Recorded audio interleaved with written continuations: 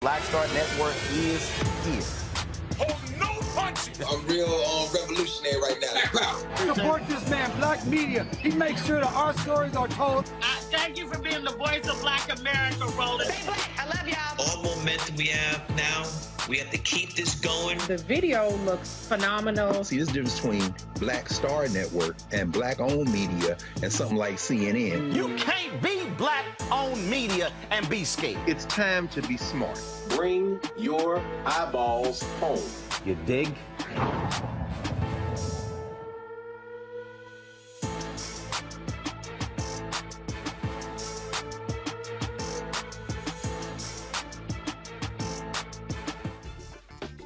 What up, folks? Today is Tuesday, August 16, 2022. Coming up on Roland Unfiltered, streaming live on the Black Star Network. Topeka Sam was very much involved in getting the First Step Act signed into law. But she also was working on and partnering with the Reform Alliance on reintroducing people back into society who served time in prison. We'll talk with her on today's show. Gary Chambers Jr., boy, did he get screwed with the Louisiana State Democratic Party.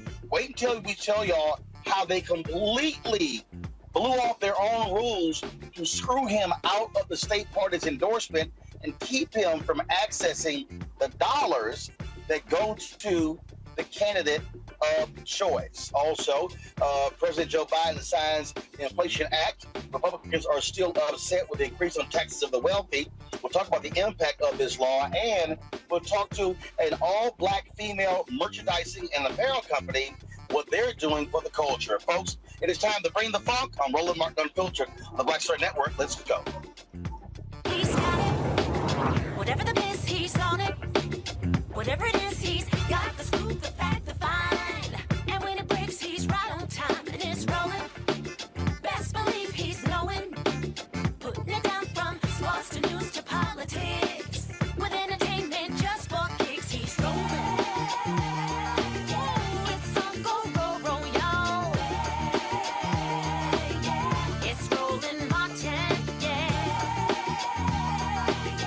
Rolling with Roland now. He's funky, he's fresh, he's real, the best, you know he's Roland Martin now.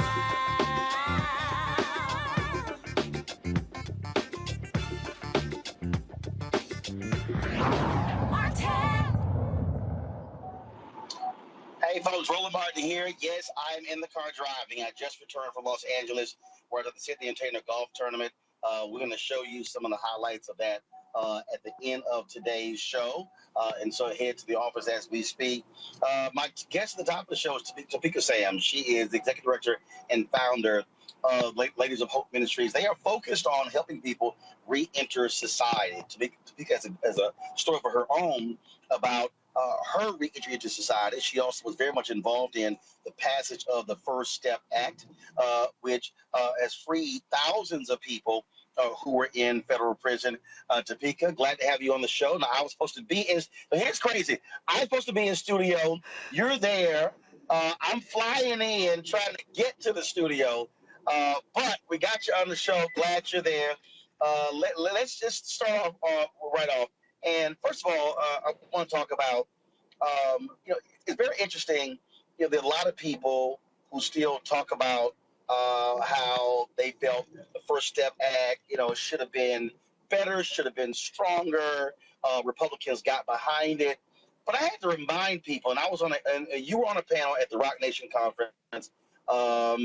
Congressman Hakeem Jeffries was there as well. When the reality is, black folks who are really involved in that, and they said, damn Donald Trump, we got to get our people out of prison and not get so caught up in saying, oh, he can't get a win.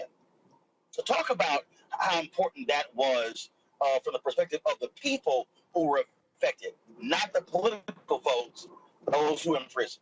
Absolutely. Well, first of all, thank you for having me. You did get me in the studio and you're not here, but it's all good. I'm just happy to be here anyway. Well, what I would say about the First Step Act, it was the first piece of legislation that freed, as you mentioned, thousands of people since locking up hundreds of millions of black and brown people. And for us, it was people over politics, right? For the sisters and brothers that I communicate with every single day since my release from federal prison, when I asked them, what should I do? They said, you have to go in, because if you're not there, then that means we're not there. That there are other people that are there at the table that are not speaking for us, that are not bringing in our concerns, that have not lived our experience.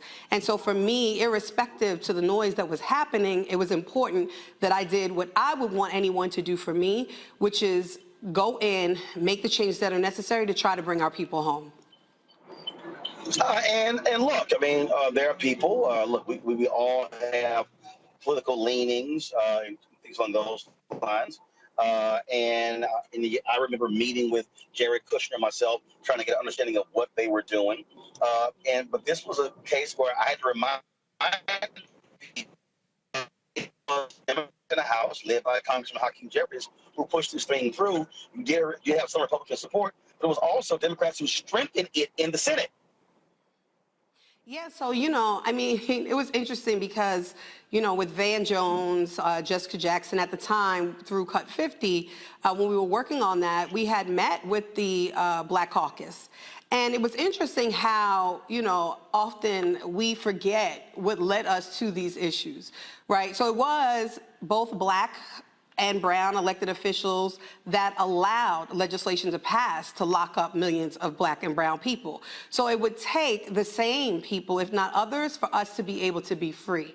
And so when you don't lean either way, but you really lean to the people, then you understand really what the people needs. And without this legislation, if we would have waited until today, we would have been still waiting, because in this current administration to date, we haven't seen any real efforts as it relates to releasing people from prison and really big decarceration efforts. So, I'm just grateful to have been a part of that history-making legislation that allowed, like you stated, thousands of my sisters and brothers to be free.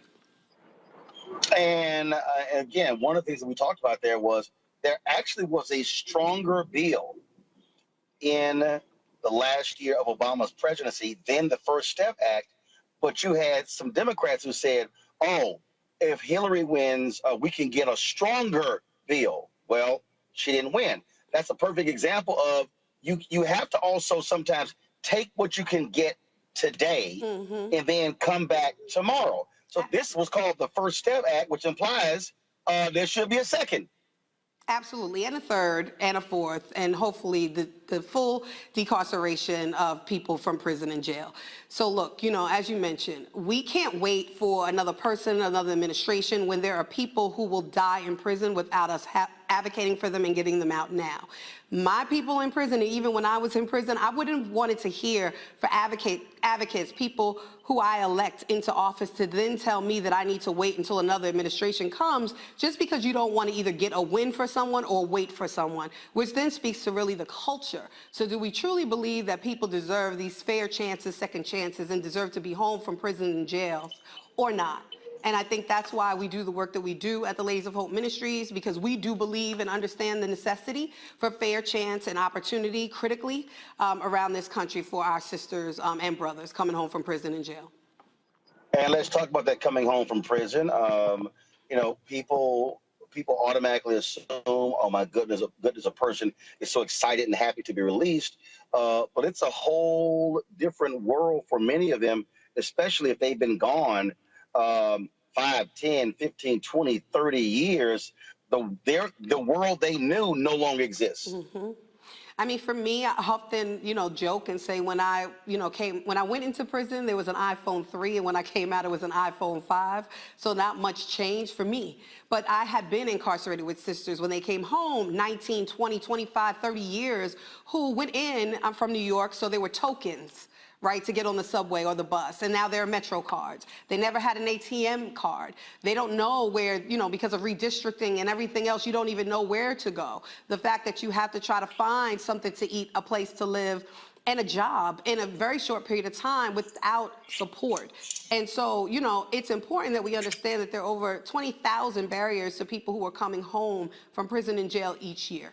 20,000. And when, you know, the reason why we're in DC today is because we were talking about some of those barriers as it relates to financial crimes and people who have financial convictions or restitution, and how those are also compounded. People can't buy homes. They can't refinance or remortgage their homes. They can't get cars. They can't get jobs because even often they're checking credit. They can't get a credit card. It's so much that these additional punitive causes and also harms that people or the country is doing to our sisters and brothers are just really, really deplorable. And for us, it's how we bring awareness to these issues so people have more compassion and empathy to give people those fair chances that they truly deserve. Because let's face it, 95% of all people who have been incarcerated are coming home one day. Do we want people to come home smarter, healed, and better? Or do we want people to come home re-traumatized, even into worse conditions, and then causing further harm, not only to themselves, but also the community? So the point that you made there, a lot of people don't even understand how politicians have ostracized and penalized individuals even when they get out. I remember when the welfare bill was signed into law by President Bill Clinton. That bill prevented individuals who had been to prison from getting student financial aid. So how on one hand can our society say, oh, we want you to better yourselves. We don't want you to go back into prison. We want you to be better when you can't come out. But when you look at this system, how they literally put barriers into laws on the local, state, and federal level that causes folks to say, well, damn, the only option I got is to go back to stealing and committing crimes in order to survive. Exactly, and you said it right. It's crimes of survival. You know, if I come home after serving, even, you know, there are people who lose everything after a month in prison, right? And I come home and then I'm trying to find somewhere to live. I'm trying for women, 85% of all women who are incarcerated are mothers or dependent children. And so I have to find my children. I have to find housing. I have to find a job. And yet, or want to go back to school and I can't because there's all these educational barriers, these financial barriers, these housing barriers. Then what do you expect? Right? Anyone they do what they need to do to survive. And so, you know, prisons are big business. We know that. But we can combat that by providing those opportunities, opening up the pathways for people truly to have a chance to change their lives. And I mean, that's what platforms like this isn't critical for us to talk about these issues, because unfortunately, though incarceration disproportionately impacts people of color, we act like it doesn't impact us. And we're not really moving in the work the way that we should to help our sisters and brothers who are being released from prison and jail daily. So So let's talk about what you're doing with the Reform Alliance. Explain what this initiative is. Yeah, so we launched a campaign called Remission Now in partnership with Reform Alliance, and it's to bring awareness to, on a federal level, people who have restitutions or financial debts that they have to pay after incarceration, that this is considered a lifelong sentence. For example, you have sisters who have ranging from $2 million to $550 million of restitution that, one, they never even received any of that income, but two, they'll never pay it back in their life. They spent years in prison. They come and paid restitution payments while they were inside, came home on probation or parole, still have to pay those debts, and then when they get off, up to 20 years of having to pay those debts. And that is just being overly punitive, over-incarcerating people within the community, and it's just shameful. So on a federal level, the President of the United States can use their clemency power. We hear so often about clemency and pardons, but there's something called remission that is a part of the clemency or pardon application that will allow the president to relieve that debt that a person has been sentenced to give. And so we're bringing awareness to this issue. We're having an event at the Eaton Hotel, a lunch and learn on Thursday, August 18th, from 11:30 a.m. to 2:30 p.m. and invite anyone to join us so they can learn more about these issues, learn how they can continue to work with us to advocate for these issues and begin to, change what's happening again with our sisters and brothers around these types of charges. I'm going to bring my panel now. I'm Dr. Mustafa Santiago Ali, former senior advisor for the environmental justice at EPA, Teresa Lundy, principal founder of TML Communications out of Philadelphia, Demario Sullivan Simmons, civil rights attorney, founder of Justice for Greenwood in Tulsa, Oklahoma. Mustafa, you're first. All right. Well, sister, thank you so much for all the work that you're doing. I mean, I know we've got about 2 million folks in our country who are incarcerated in, state prisons, federal prisons, and other incarceration. And I'm just curious, when we have that big of a set of problems, what are the additional resources that we need to get to organizations like yours and others to be able to make sure the right legislation is in place? Absolutely. So thank you for that question.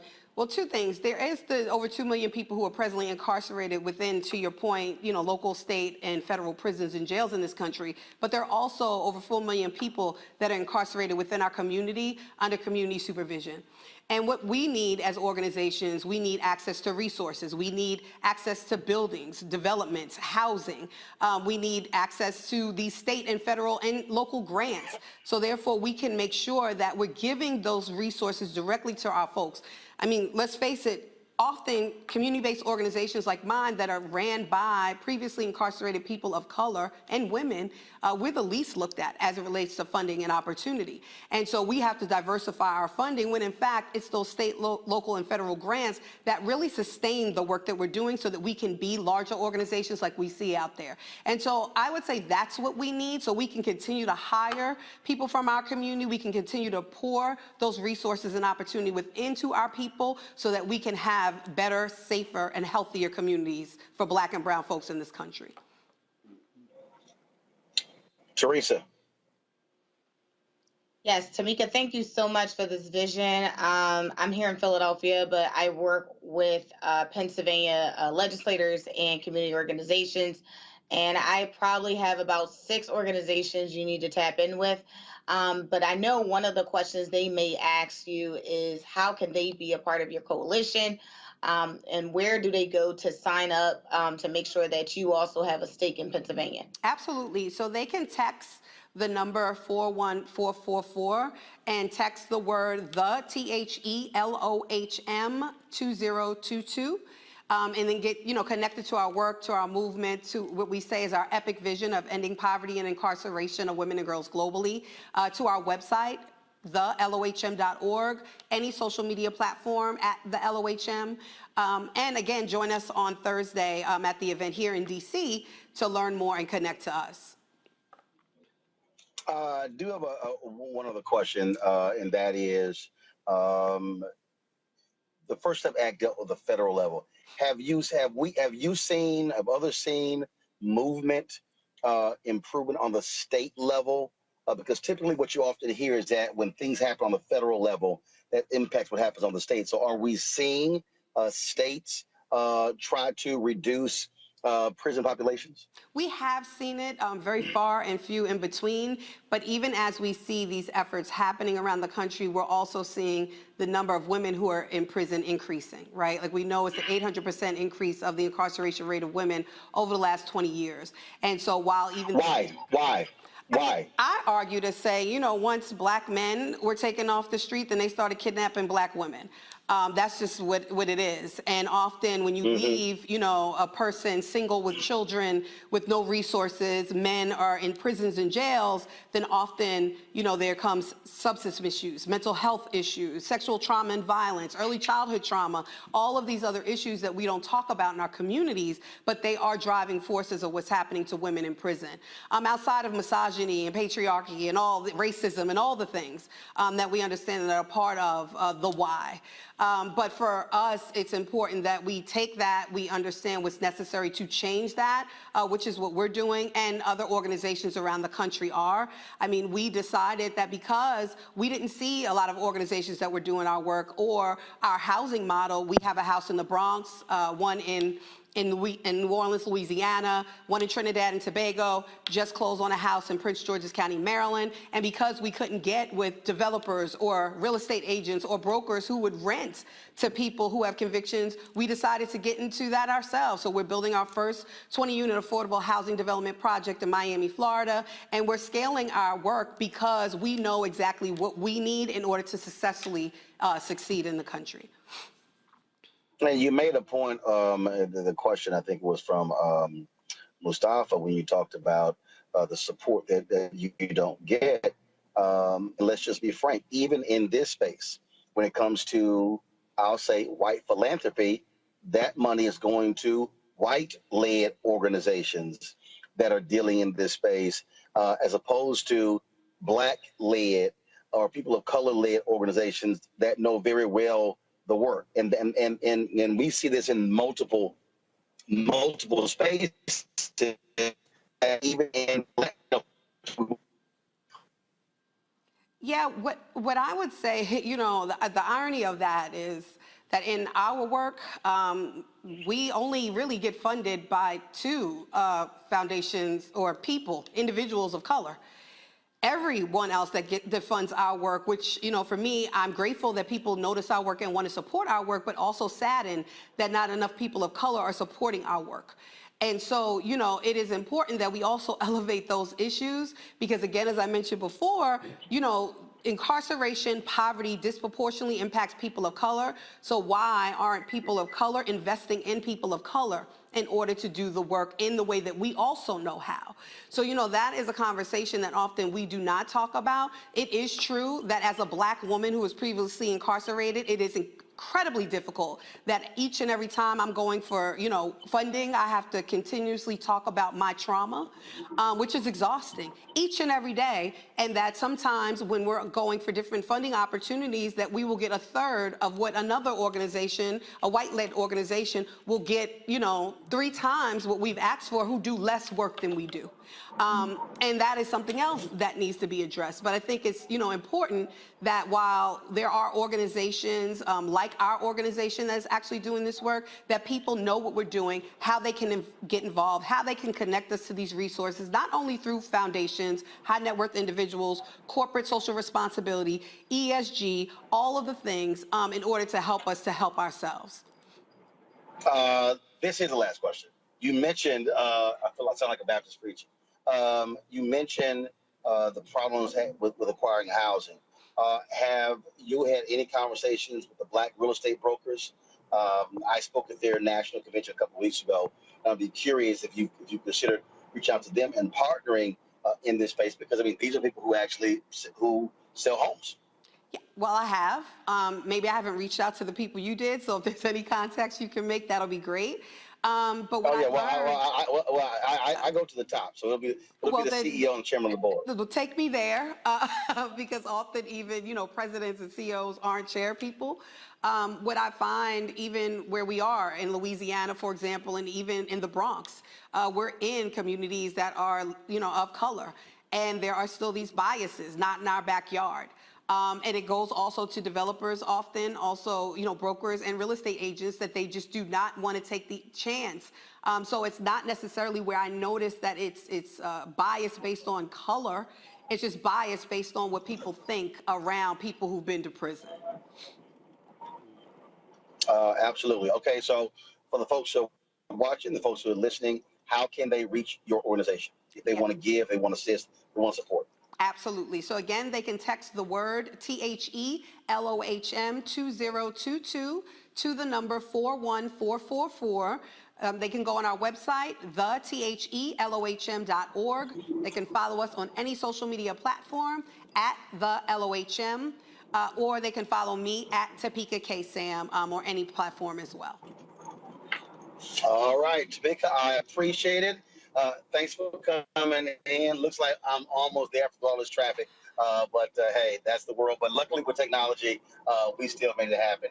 I appreciate it. Good luck, and keep us abreast of how things go. Absolutely. Thank you so much for having me here. I feel you in spirit, even though you're not really here present with me, but grateful for this opportunity. Thank you. Absolutely. I appreciate it. Thanks so much. Folks, coming up next, we're going to talk with Gary Chambers Jr. Man, did he get screwed by the Louisiana State Democratic Party when it came to getting their endorsement. Wait until you hear from him on what happened. That is next right here on Roland Martin Unfiltered on the Black Star Network. Don't forget to support us in what we do, folks. Download our Black Star Network app, Apple phone, Android phone, Apple TV, Android TV, Roku, Amazon Fire TV, Xbox One, Samsung Smart TV. You can also, of course, please join our Bring the Funk fan club. Your dollars make it possible for us to do what we do. Our goal is to get 2,000 donors this month, giving an average of $50 each. That's $4.19 a month. That's 13 cents a day. You get, of course, you got his show, Project Muhammad's Daily Show, weekly shows from Deborah Owens, Jackie Hood Martin, Stephanie Humphrey, Greg Carr, plus Roland with Roland, our interview show every 2 weeks. So you get all of that, folks. We do more black news, more black TV news than any other black-owned company in America. Nobody else, y'all. No, there's no one else. You can run it down. BET, that's black targeted. TV One, Urban One, nope. Byron Allen's The Griot, nope. You talk about Black Enterprise, nope. Essence, nope. Blavity, nope. We could go on and on and on. No one is providing the type of news and information that we're doing on a daily basis right here on the Black Star Network. So send your checking money orders to P.O. Box 57196, Washington, D.C. 20037-0196. The Cash App is $RM Unfiltered.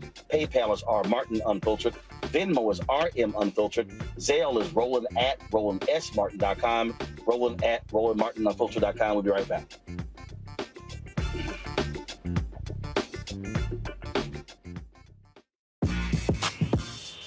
When we invest in ourselves, our glow, our vision, our vibe, we all shine. Together, we are black beyond measure. Hatred on the streets, a horrific scene, a white nationalist rally that descended into deadly violence. White people are losing their damn minds. As an angry pro-Trump mob storms the U.S. Capitol, We're about to see the rise of what I call white minority resistance. We have seen white folks in this country who simply cannot tolerate black folks voting. I think what we're seeing is the inevitable result of violent denial. This is part of American history. Every time that people of color have made progress, whether real or symbolic, there has been what Carol Anderson at Emory University calls white rage as a backlash. This is the rise of the Proud Boys and the Boogaloo Boys. America, there's going to be more of this. Here's all the Proud Boys, guys. This country is getting increasingly racist in its behaviors and its attitudes because of the fear of white people. The fear that they're taking our jobs, they're taking our resources, they're taking our women. This is white fear.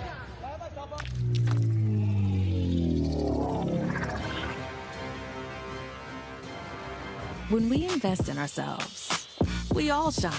Together, we are black beyond measure.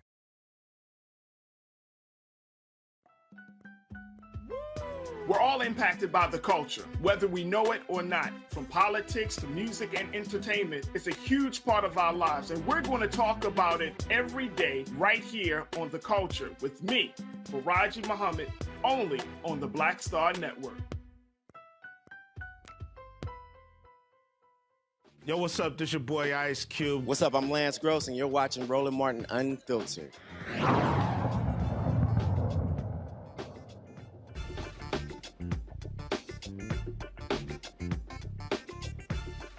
All right, folks, welcome back to Roland Martin Unfiltered. So, Gary Chambers Jr. Is seeking the Democratic nomination for the United States Senate.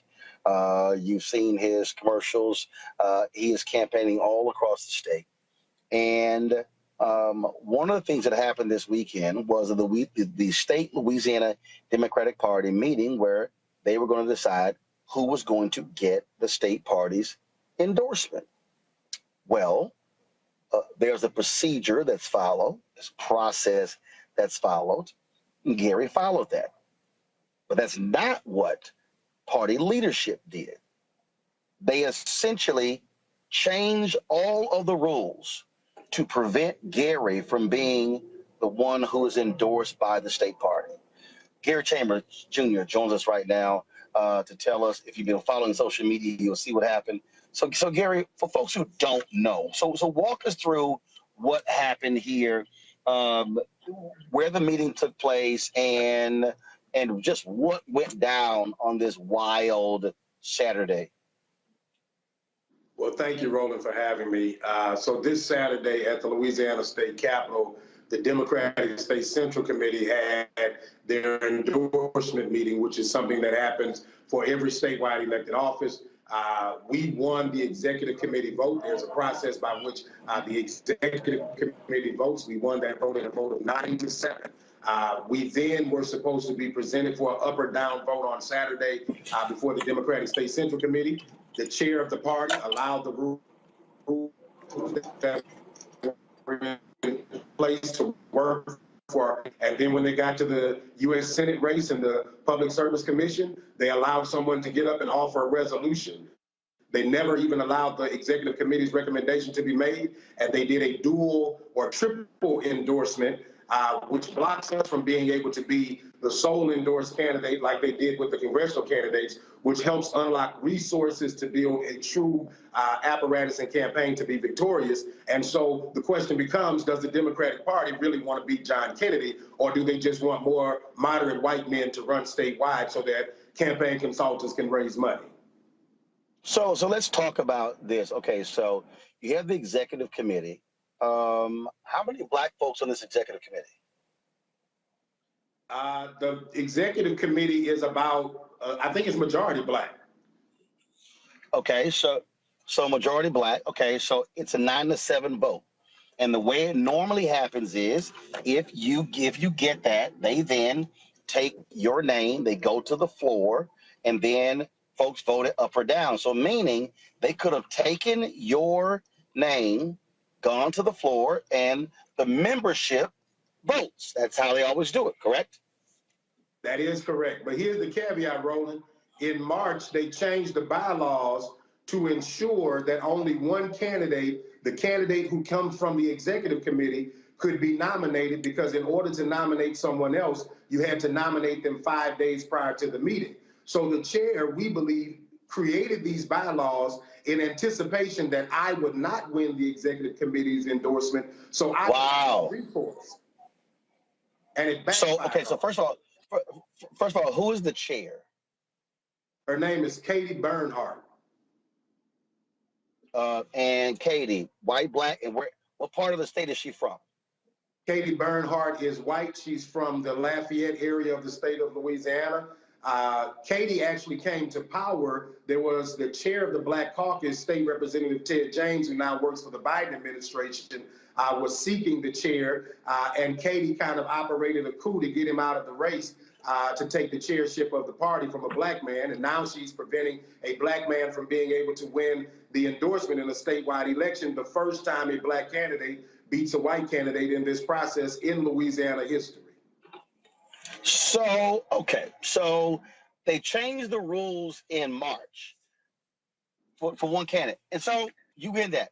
So tell people what then happened, because this is what blew me away, when she all of a sudden pulled 50 proxies out of her pocket, just out of the blue. So a resolution was presented, which the rules say that in order for a resolution to be presented to the body, it has to be 15 days prior to the vote. She suspended that rule. It said that you have to have the resolutions committee meet. The resolutions committee met. We won the vote 5-2, where the resolutions committee rejected the resolution. She still brought it to a vote, and then she pulled 50 proxy votes of people who were absent from the meeting that she could assign to people in the meeting who supported her view about a triple endorsement. Those people then cast those proxy votes, and there weren't even, Roland, there weren't 100 people in the room, but the vote passed the resolution 80-40. Okay, so this happened because she decides to drop these proxies, and that's what changed everything.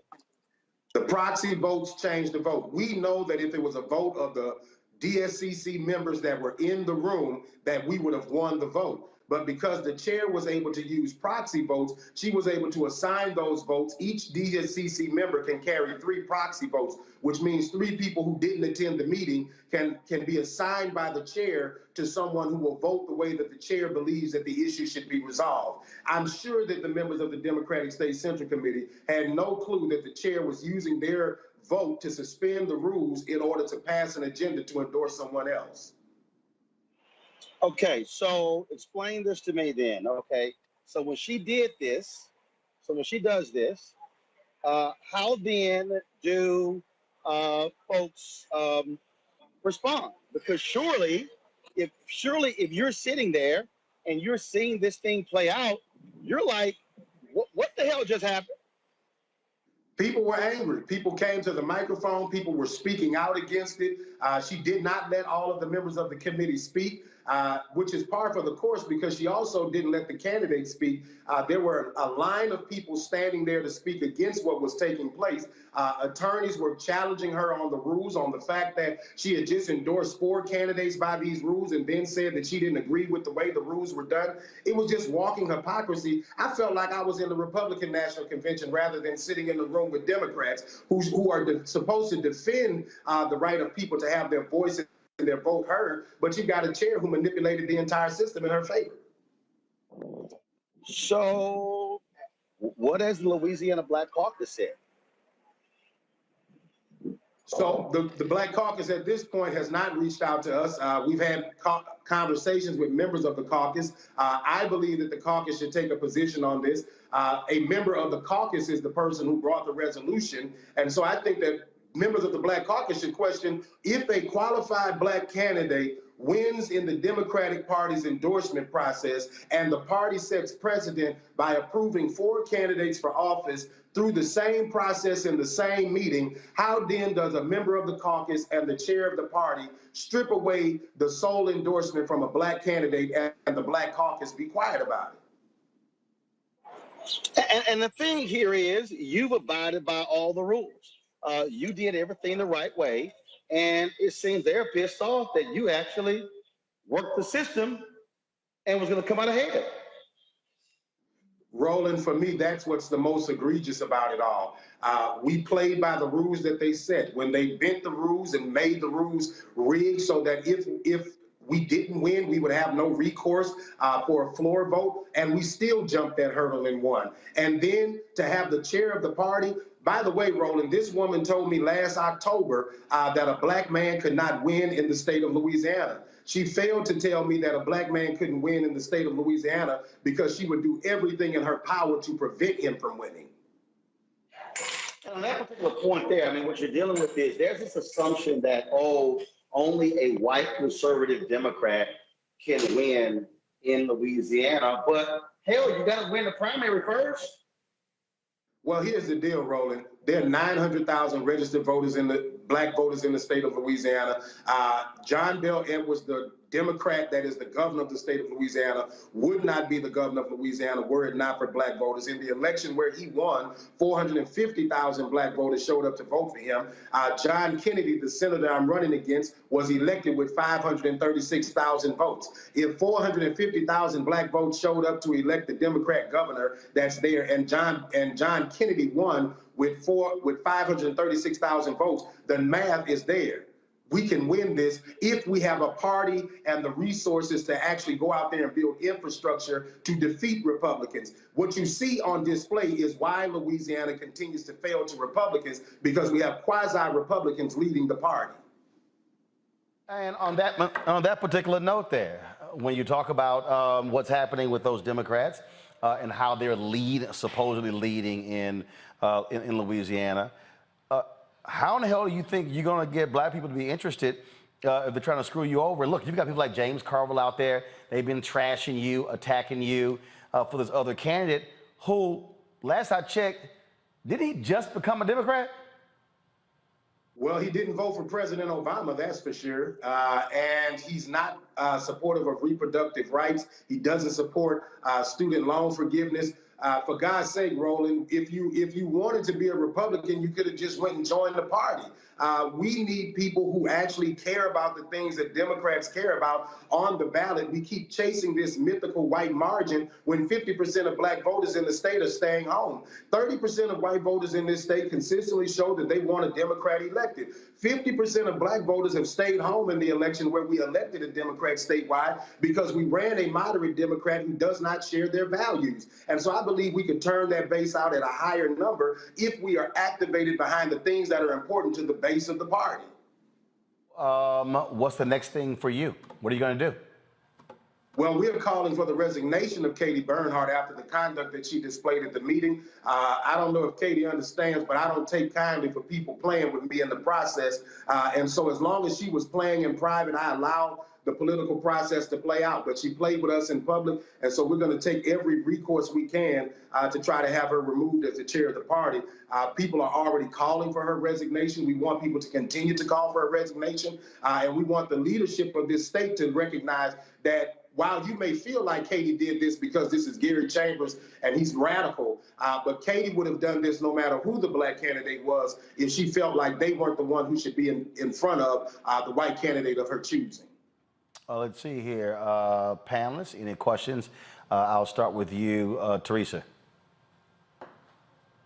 Yeah, thank you so much for that information. I think it has definitely opened up our eyes. It looks like Joe Manchin is everywhere at this point. So tell people how they can support you and when the deadline is for election.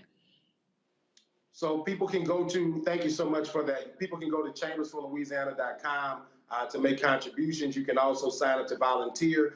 We have in Louisiana what's called a jungle primary. And so all the candidates on the ballot are on the ballot November the 8th. If we keep John Kennedy under 50%, under 51%, we force a December runoff, and this will be the last seat in the U.S. Senate. And so we believe that we have the groundwork and the infrastructure to do it. We just need the resources. Mustafa. Yeah. Well, Gary, I've been following your campaign, and you've definitely been speaking to the people, and I think you're running an excellent campaign. So I just want to say thank you for keeping it real. How do we also make sure that Katie doesn't do these types of actions moving forward? Is there a way that we can engage to make sure there's some do right on that side of the equation? So we're going to roll out methods to communicate back to the party. We're in the process of sending a formal complaint right now. And as we go through that process, you know, I never expected to be in this position. But as we go through this process, we're going to share that more so people can help be the ground game, the legs and the feet to help us move this forward. DeMario. What's up, Brother Gary? I appreciate your commercials. I really love the one where you had you were shooting the Confederate flag or burning it up, man. Keep doing what you're doing.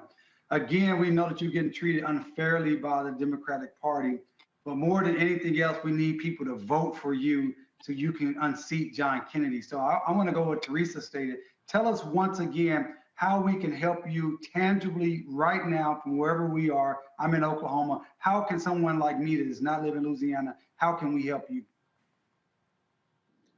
You can go to our website and donate. You can sign up to volunteer on our website, Chambers for Louisiana. There's a Take Action tab there.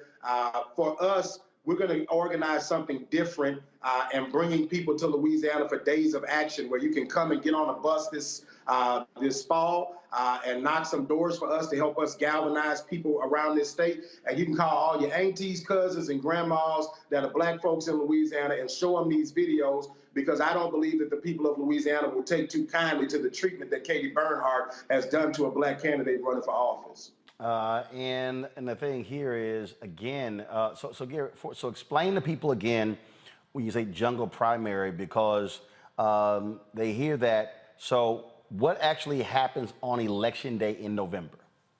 So on Election Day in November, all of the candidates, Democrat, Republicans, Independents, whatever, are on the same ballot. You vote.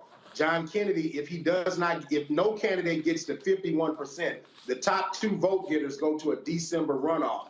So we don't have closed primaries in Louisiana. And so everybody runs on the same ballot. And then if no one gets to 51%, there's a runoff in December of the top 2 vote getters. We intend to be in that runoff. John Kennedy's polling right now at 51%. He's not a very popular senator. If we continue to galvanize and get national attention around this race and get people to pay attention, if the DNC takes the second blackest state in America seriously, we can defeat John Kennedy. And that particular point right there is one that I have talked about beforehand, and that is, look, you have a significant number of Black folks in Louisiana.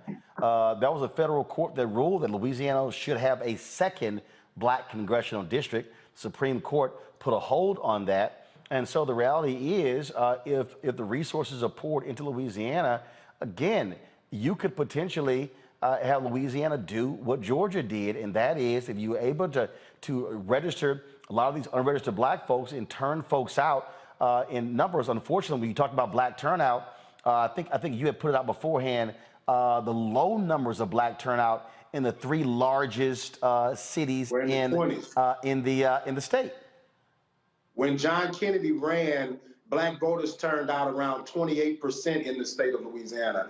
When the Democrat that is elected statewide ran, 50% of Black voters turned out in the state. If we turn out Black voters at 60, 65%, we will do something in Louisiana that's not done in any other state and elect black candidates up and down the ballot statewide. And that goes right to one of the things that I have said to people numerous times is we've got to get Black turnout. I think when you put it out there, I think you said it was like New Orleans, Monroe, Baton Rouge, and the highest was like 36%. You know, if 32. So we get Black turnout at 50, 60, 65, 70, 75, those margins can determine the election. They absolutely will. They absolutely will. And we've seen it done. We did it in 2015 and in 2019 with John Bel Edwards. The problem is the party has only activated behind moderate white men. And so the reason we haven't seen it done is because we haven't activated behind anybody other than moderate white men. And so if we want to see people elected in this state that look different, think different, and actually produce for Louisiana, Roland, I always lead with the numbers. Louisiana ranks 50th in the nation. And we rank 50 in crime and 49 in opportunity. And I think we rank 50 in crime because we rank 49 in opportunity. If you change your leaders, you'll get a change in your community. You mentioned the effort to go door to door. First of all, how is that process going? Are you getting support from organizations when it comes to signing people up, things like that? We are the only campaign that's currently knocking doors in Louisiana, and we're excited about it. We're knocking all over the state with volunteers. As students come back on campus at all of the universities around the state, we intend to ramp up our volunteer apparatus. And so we're just activating and building out as we go. Of course, it takes financial resources to make all of these things move. And so our fundraising is working in concert with that so that we'll have the resources to get it done. All right, then. And so, as you said, you're looking for folks who want to assist, who want to support. And I also take it that you're going to a lot of those places where Black folks are in rural Louisiana who otherwise are ignored by those white moderate to conservative Democratic politicians. We were in Jackson, Louisiana, just last week talking to folks in East and West Feliciana, because those folks are dealing with things in their communities and not getting any attention from their elected leaders. And so we're spending time with people in small towns and big cities to talk about the change that we can make happen for the entire state of Louisiana. Well, it's one of the things that I keep trying to tell people. The best way for a person to lose is never to run. And at the end of the day, you got to actually put it together, and you got to put a campaign together. And I just want our people, and sure, I guarantee you, there's somebody who's watching right now who's saying, see, right there, those damn Democrats, that's why I can't support them. But the reality is, you are running as a Democrat.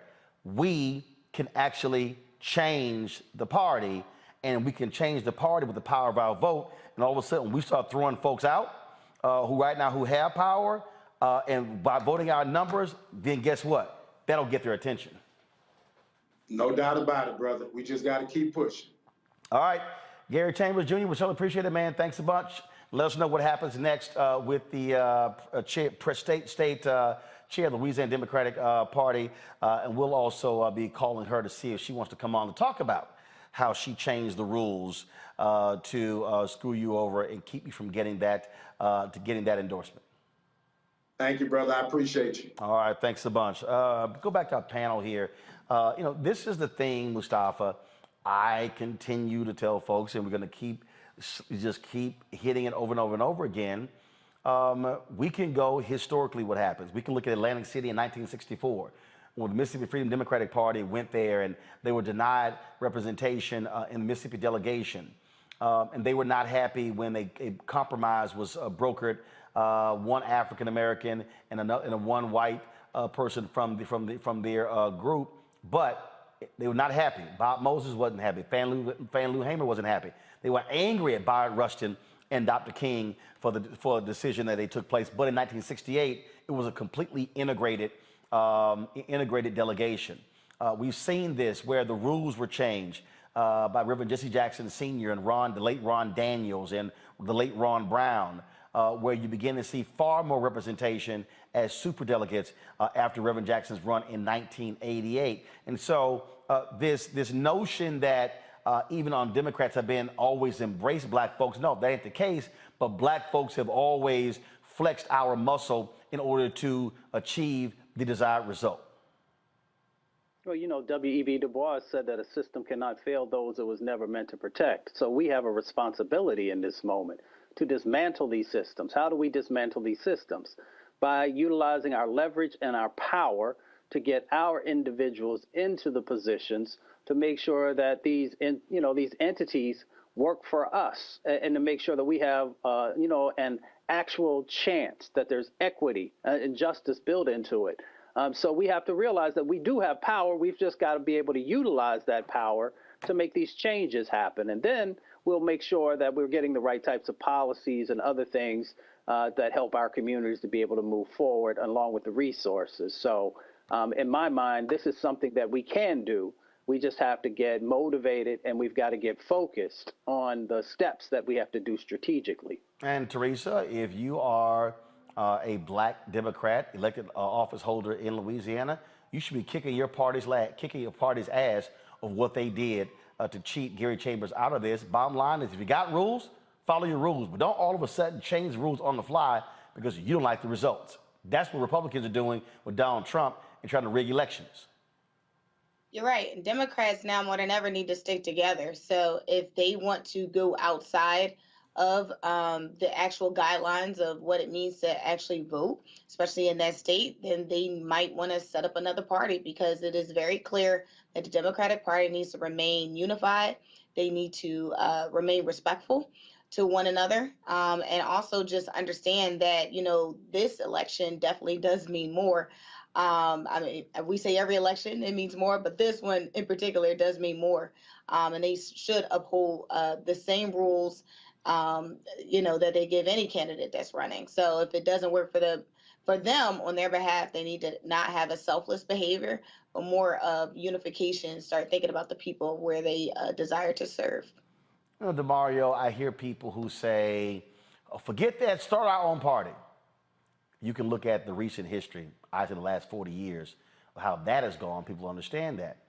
I also am a firm believer that if something isn't being done right, guess what? You change it. You literally go in and you try to take it over and change it.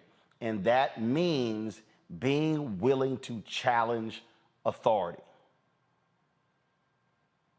Yeah, and that's what Gary's doing down there in Louisiana. And it's unfortunate that he has to stay focused on a race and not get too veered off on this discrimination that he's received. I mean, that was really race-based discrimination. They tried to be real slick because they actually nominated another black candidate. What's the value of endorsing 3 people?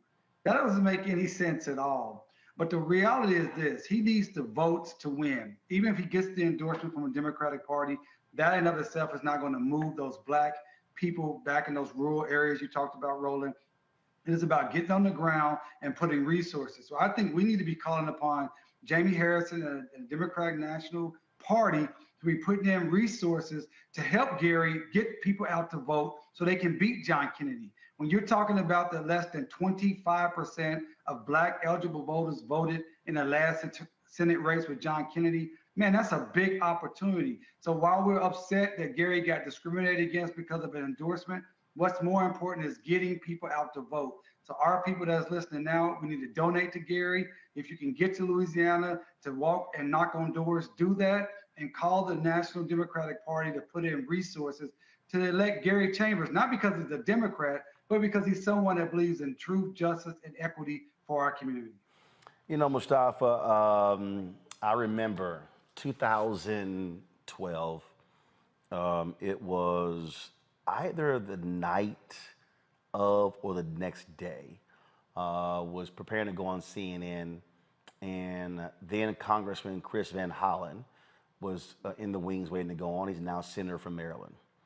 And he said, I said, why are y'all not putting millions of dollars into Georgia to make it purple and allow you to contend? He said, not gonna happen, Georgia's red. I'm like, have you actually seen the numbers? Have you bothered to look at the numbers? At the time, there were 800,000 unregistered African Americans in Georgia. 800,000. And so what Stacey Abrams and Raphael Warnock and others did in say UFO with the New Georgia Voter Project, what they did was they did the work. And so part of the problem has been, and Gary alluded to this, this is part of the problem if you're the Democratic Party. Louisiana's red, we can't win. Well, you're guaranteed to lose if you never compete. So you absolutely will lose. And so this is also where, when we're talking to Topeka about independent black dollars, where we need black institutions that are saying, you know what, we're not going to wait on a party to actually activate our base. What we're going to do is we're going to put the resources there. What Black Voters Matter is doing, that's what they're doing, going all around the South, saying we're going to go to those places that people ignore, because if we're able to talk to those people and activate them, we can change policy by changing the policymakers. Without a doubt. We know that, continually our communities have been undervalued and marginalized, especially when it comes to folks making significant investments, making sure that we have the dollars to be able to make the moves that we know how to do. It's interesting, whether we're looking at Marcus Garvey or Malcolm X, in many instances, they shared with us about the power that exists inside of our own communities, about the power that exists inside of our own black dollars. And that if we focus them, there are amazing things we can do. All you got to do is look north from Georgia and look up to North Carolina when folks told Reverend Barber and the Moral Monday movement all the things that they wouldn't be able to do. And they said, okay, we'll show you. And they actually were able to move North Carolina and to make real changes happen there. So the examples are out there. The green prints, the blueprints are out there for folks about how when you support our communities, when you support our institutions, and when we support our own, that we can make real change happen. But the issue here is simple, Teresa. You gotta do the work. This is not going to happen by running commercials on television. It is going to happen when you are hitting the ground and you are touching people. That's how this changes. You're absolutely right. I can't tell you how many times, I have to tell, either clients or friends who are now running for public office, you have to, not only do your strategy, not only 6 months till it's time for people to vote in the primary election, you have to do it year one and year two, way before then. So if you haven't been in a community, it's time for you to get up and actually be active. Hit the doors, talk to people, learn about their issues and concerns. So when it is time for you to make that announcement, you now have a backing of supporters who see the vision and understand your leadership. Otherwise, you're wasting time, you're wasting money, and the campaign falls by the wayside, less than 6 months to when it's time to announce. So it is incumbent for every individual who wants to run for public office to not only hit the ground running, but also understand the people's concerns, who then will help you raise money for that seat. And DeMario, you understand that, what y'all done for Justice for Greenwood. I mean, look, if you don't get out there and make it happen, nothing will happen. That's right, Roland. I just reiterate what Mustafa and Teresa said. It's so true. You have to be on the ground.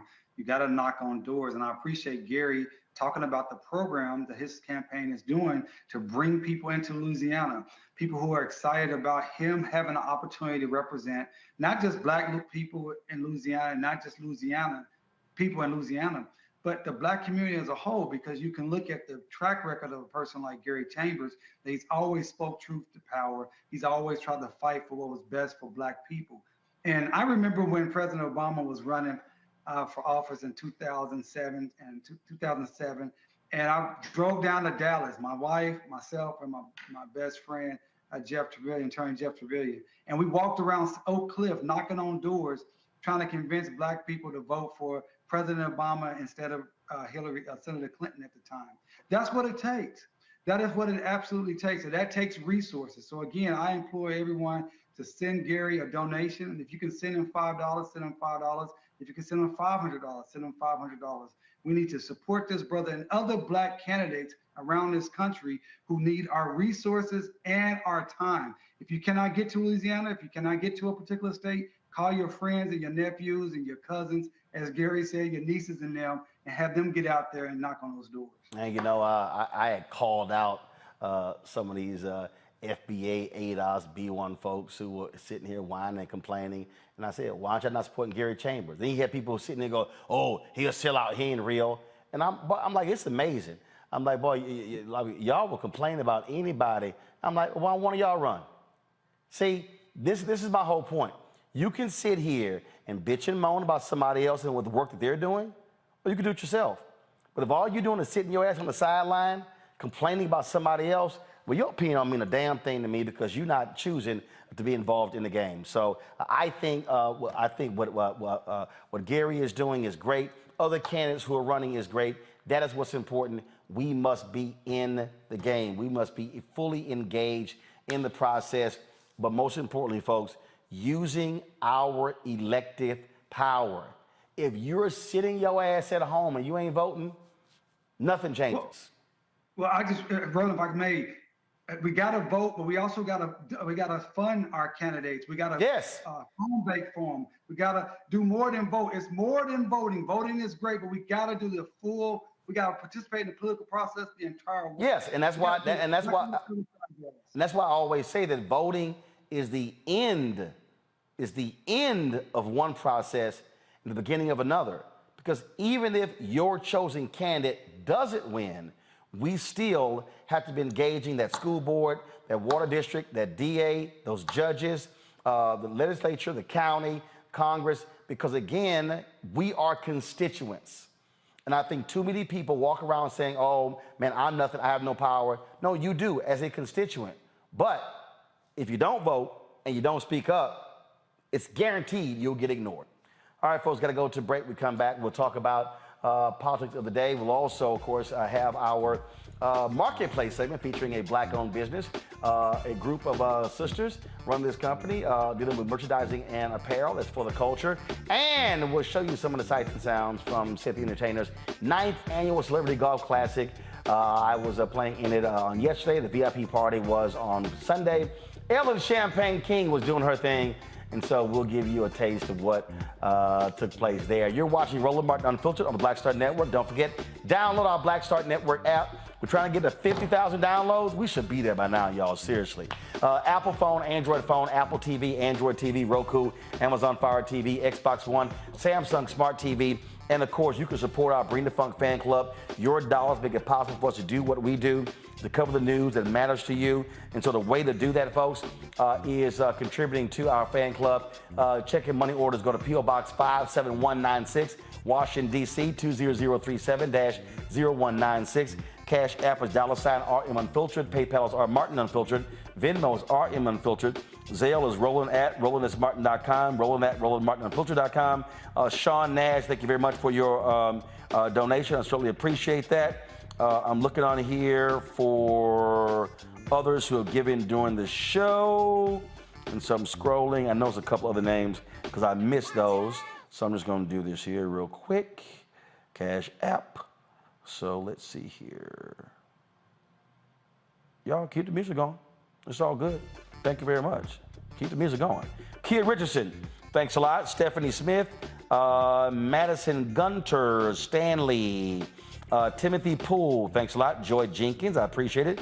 Vernon Murphy, Rochelle Folquet, Jennifer, let's see here, Shafar Flowers, Colette, Stacy Johnson, Veronica Ramirez, Cherry Jackson, Gwen Lawson, Yergin, Robert, Raymond Harrison, Han Solo, Daniel, Devon Julian, Drew Knight, Brian Reed, Cynthia Hollinger, Katura Jones, Crystal Handy, Alva, Jay Martin, Cassimi Cole, Sharon Gordon, Jeffrey, Grande Wright, Maria Rivera, Rosalind Fontaine, Demita Hankerson, Stephanie Booth, Brian Alex, Carol Lynn Snowden, let's see here, Sherelle White, Kalia Walker, Theodis Rice, Courtney Hart, Richard Jackson, Gwendolyn Cannon, Demetrius, Harriet Jones, Tommy Williams, Keenan, Maurice Williams, Samoto, Dabney, Fayetta Sawyers, Benny Burrison, Sammy Sawyers Jr., Jawan Yvette, Scotty Cole, Angie, a.k.a. Mocha Mima, Christian, Matthew Price, and I think one just came in, Briante Brewer. I appreciate it, folks. Thanks a bunch. I'll be right back. When we invest in ourselves, we're investing in what's next for all of us. Growing, creating, making moves that move us all forward. Together, we are Black beyond measure. On the next A Balanced Life with me, Dr. Jackie. Summer is flying by and back to school is just around the corner and fall is here. That's right, a new season is upon us. On our next show, we talk about jumping into action and putting procrastination in the rearview mirror. That's on a next A Balanced Life with Dr. Jackie here on Black Star Network.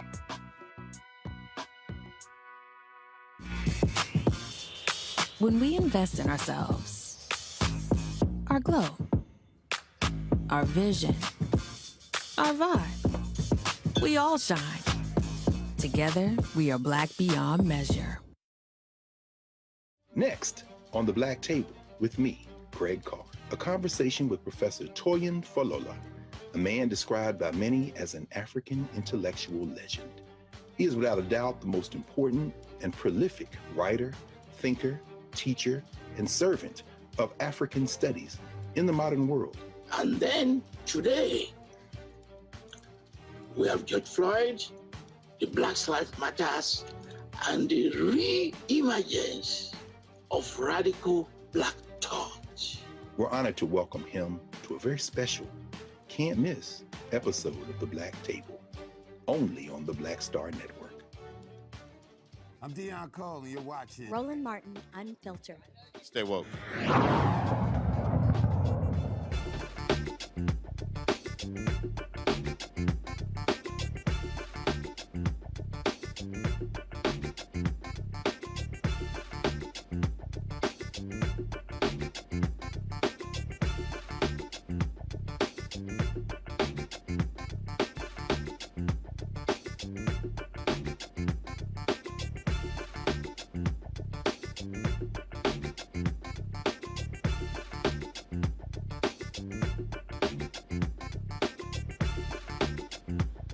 All right, y'all. So there are new excuses from Donald Trump as relates to why he had classified documents. So let's see. I'm trying to keep up now, DeMario, Mustafa, and Teresa. So first, if I'm correct, evidence was planted.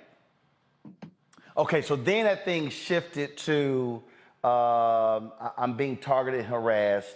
And so then the new one then became, let's see here,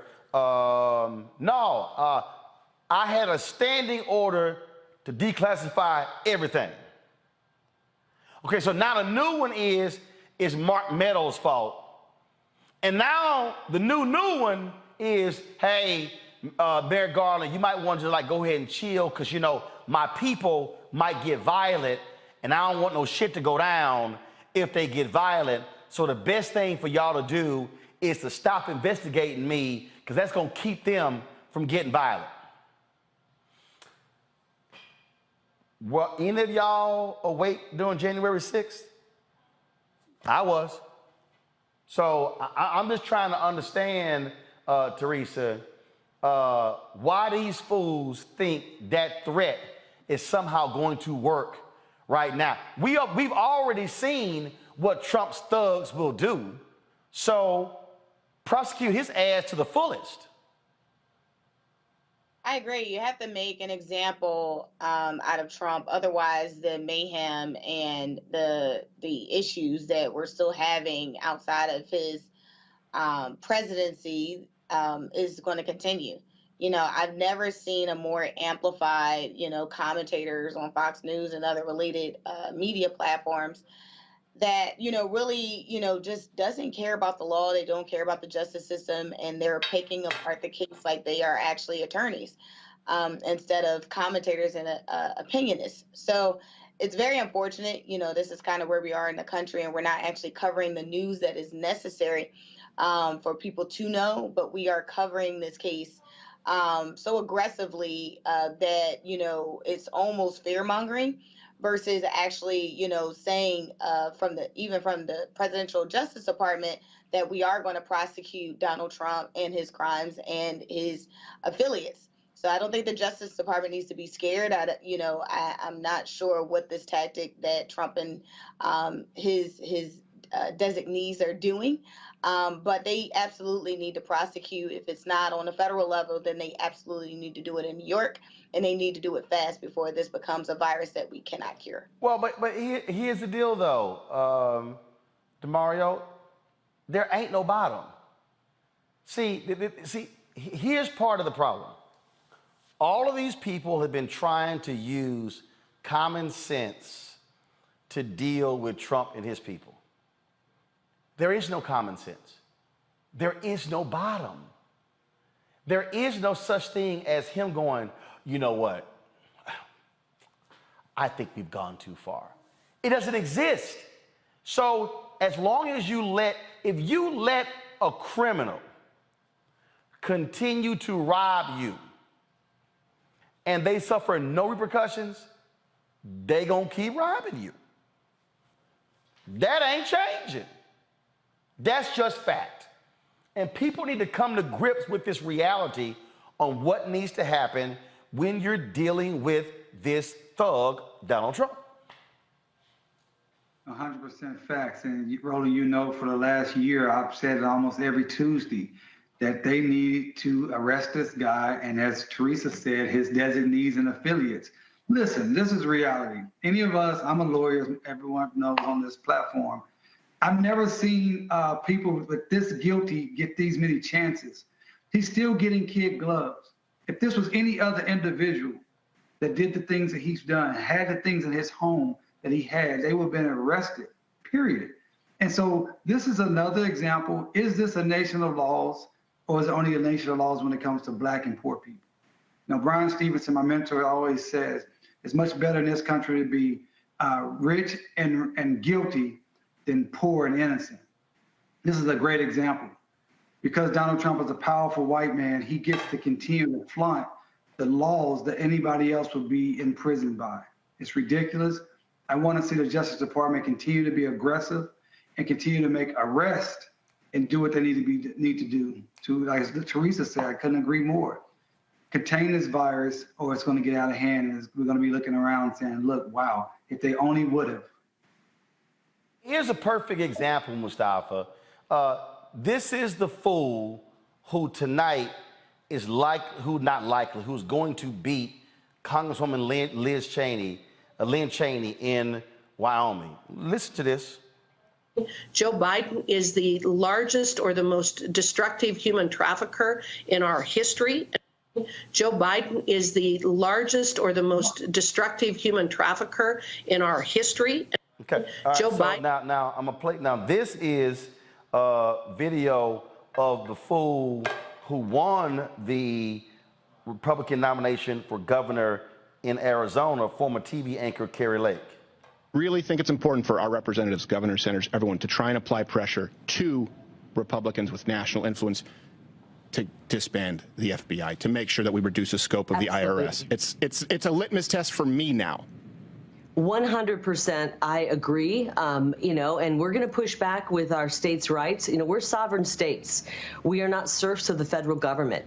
We created the federal government, and now they're like this big monster that's taken over our lives, and we're going to push back here. We're going to push on the 10th Amendment, and we are going to start taking on these issues from a state's point of view and a state's perspective, instead of letting these agencies with people who haven't been elected by the people dictate what we should be doing in our lives.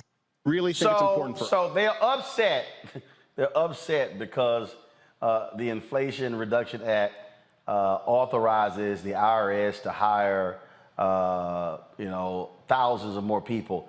That's because literally the Republicans have been defunding the IRS because they don't like them catching tax cheats who are rich. In fact, they have been, I mean, I remember Eric Erickson, you know, conservative out of Georgia, he put this thing out that, oh, the IRS, they're going to be hiring all of these IRS agents to go after black and brown people. And I'm going, no, fool, they're going after rich white people.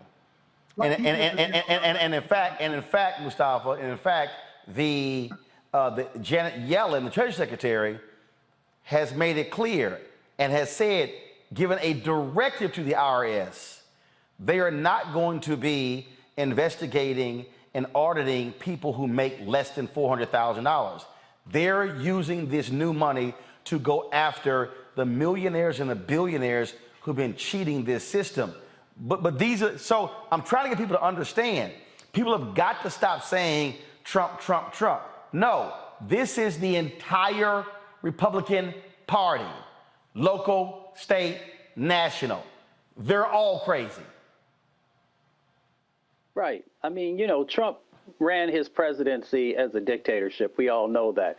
But what he also did was, for all these folks who've been holding these types of views, you know, maybe their whole lives, you know, to now be able to bring those forward. And it's a very dangerous situation. You know, people always talk about the dangers to democracy.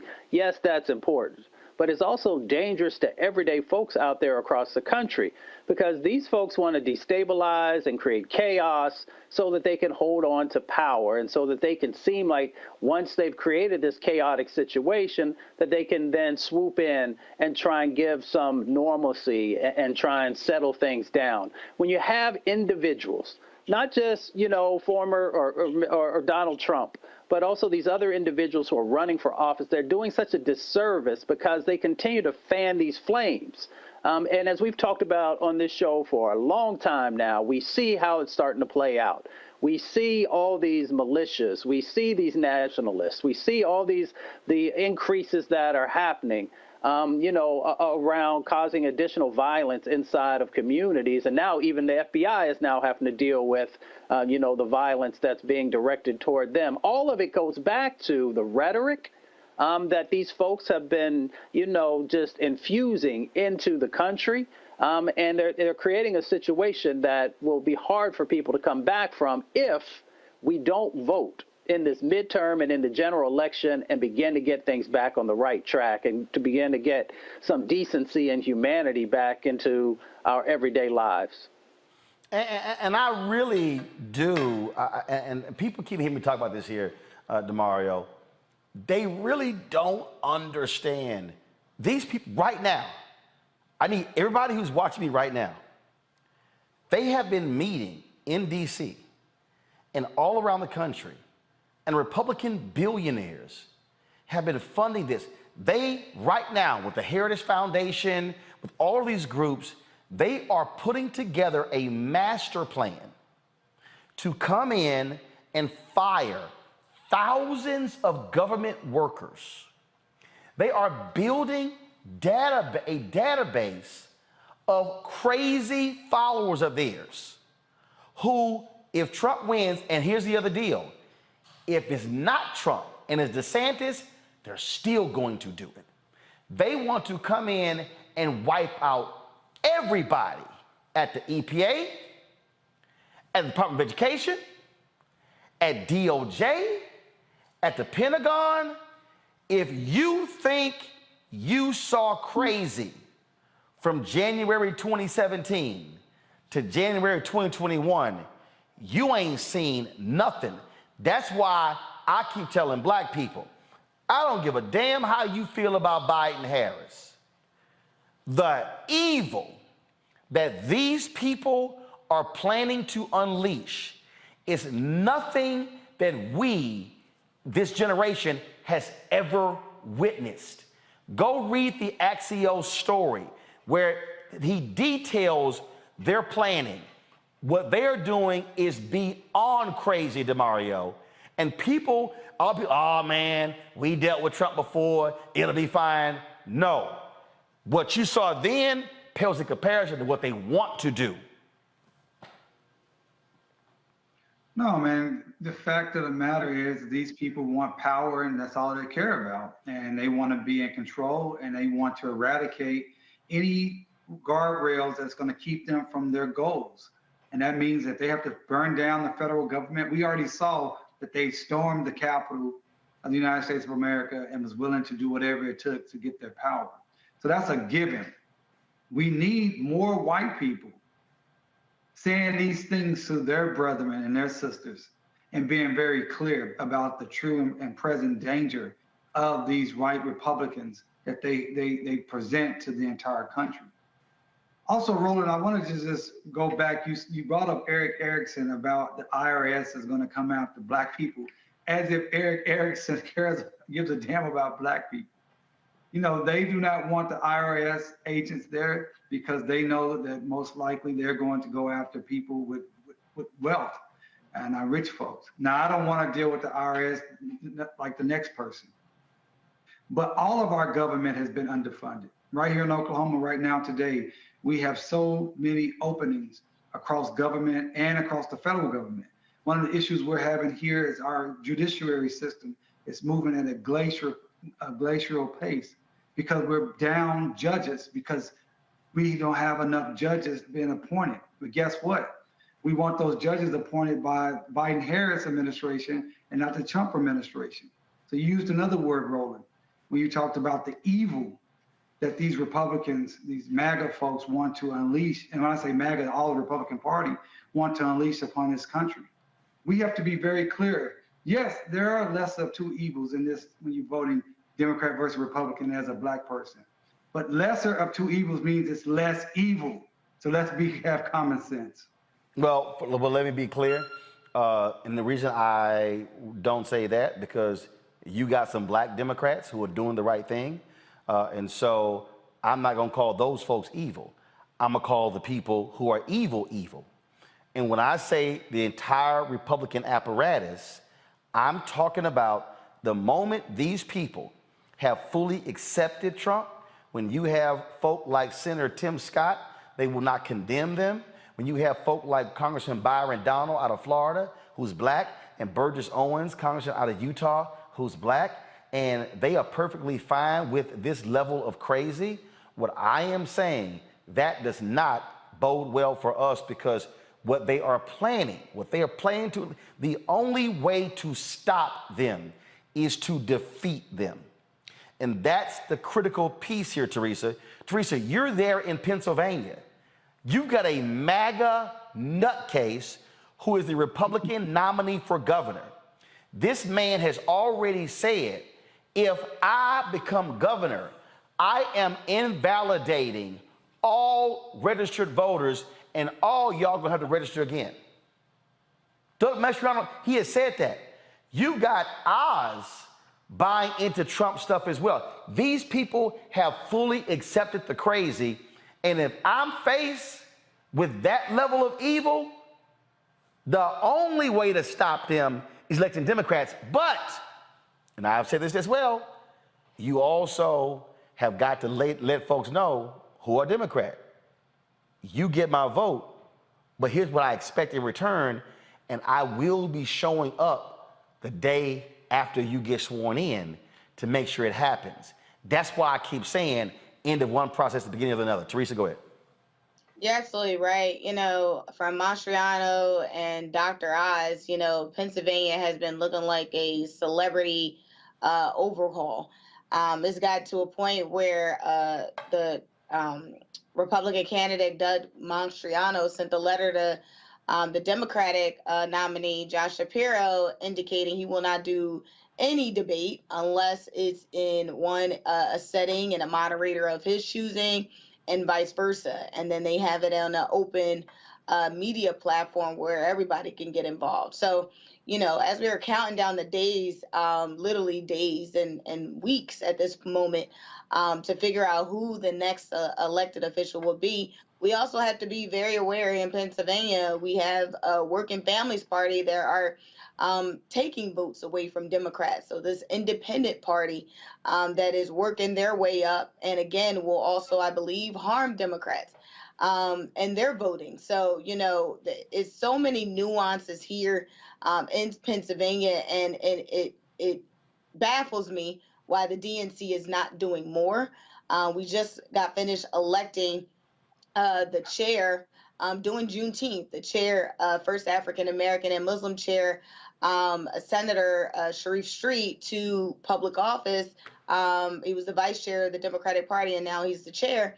And so, you know, he's ready to hit the ground running. But again, the extra resources and support needs to come from the DNC, and they need to activate now versus doing what they usually do is at the end, because Pennsylvania is absolutely on the radar and under attack. All right, folks, I'm telling y'all, and I know it's hard for some people to go, okay, man, I think that's histrionics. I think you're just over the top. No, they are literally studying where Trump went wrong and the mistakes, and they have vowed we will never make those mistakes again. They are forcing people to sign loyalty oaths to carry out this crazed agenda. These people are sick and demented, and trust me, they are not out for the best interest of black people. Period. These yahoos in Arizona, they are absolutely nuts. And they have nominated for governor, secretary of state, attorney general, all the races, MAGA nutcases. Ain't that many of us in Arizona, but every damn one of us should be voting in Arizona to keep those fools out. The secretary of state, he's had some racist, anti-Semitic, all kind of stuff on one of his pages. I mean, that's what you're dealing with, and I'm telling you, you can play games all you want to, but these people are sick, and they damn sure don't care about any of us. Gonna go to a break. We come back, we'll have, of course, Black and Missing, and we'll show you some of the sights and sounds from Cynthia Entertainers golf tournament in Los Angeles. I was there yesterday, and we'll have in our marketplace segment our guest, a group of black women. They lead a company where they have have merchandising and apparel that's all about black folks and our culture. That's next on Roland Martin Unfiltered, right here on the Black Star Network. I challenge myself as an artist and knowing that I'm going to challenge the audience, right? So oftentimes you come into this business off of one project where everybody's like, ooh, you stand out. Okay, for me it was Barbershop, Ricky, da-da-da-da-da-da. Ricky was nothing like me growing up, right? Nothing like me growing up. But if that's people's first experience with you, right, as an audience member, they tend to think that's the real you, right? So, you know, for me, after that, I got a whole bunch of offers to play roles just like Ricky, right? This Tupac-esque type of thug, right? And I just said no over and over again. And then you keep trying to do other things. Then I went through a series of romantic movies and romantic leads, and you know, I always try to bring some sort of gravitas to those roles. And then it was like, okay, well, but before I get into all of that, let me hit y'all with, you know, For Color Girls, and, you know, step outside of the realm of, you know, what you expect of me to do as an audience member in terms of being this romantic lead and everything. Because I didn't get into this business to be the romantic lead, you know, that dude. Like, I didn't get into this business. You can get locked in. You can totally get locked in.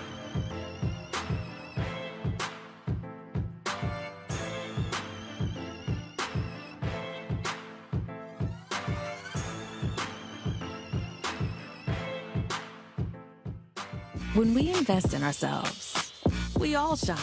Together, we are Black beyond measure. On the next Get Wealthy with me, Deborah Owens, America's Wealth Coach, you see the headlines. All frightening, right? Interest rates are going up. The recession is on the way. The stock market is up and down. But you know what they say, scared money don't make money.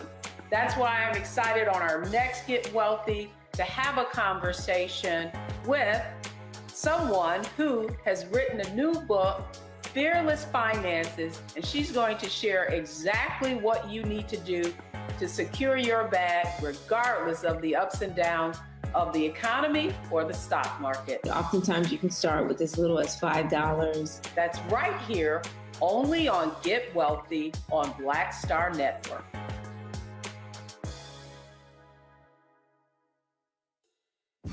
When we invest in ourselves, we're investing in what's next for all of us. Growing, creating, making moves that move us all forward. Together, we are Black beyond measure. Carl Payne pretended to be Roland Martin. Holla! Hi, I'm Chaley Rose, and you're watching Roland Martin Unfiltered.